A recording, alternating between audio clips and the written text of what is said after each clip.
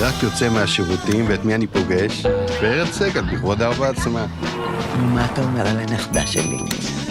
עזבה את כל העיסוקים הרבים שלך, רק כדי ללוות אותי.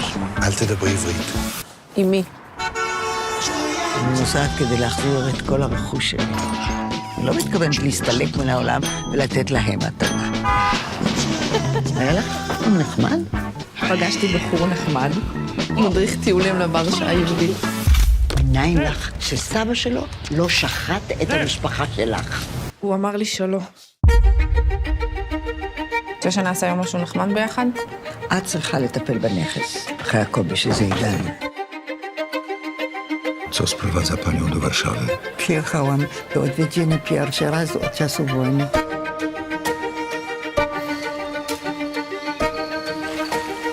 Nie żałujesz tego, prawda? Boję się, że mama umrze z żalu. Ja umrę z żalu, jak nie zostaniesz ze mną.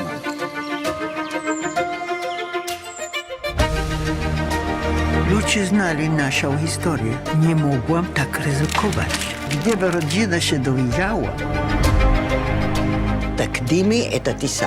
אבל באנו לפה בשביל זה. אני רוצה לחזור הביתה.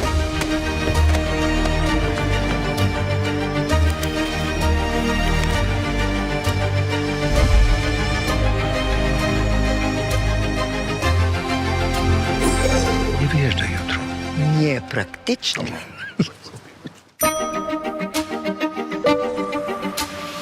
לא מגיע לכם שיקחו אתכם למחנות.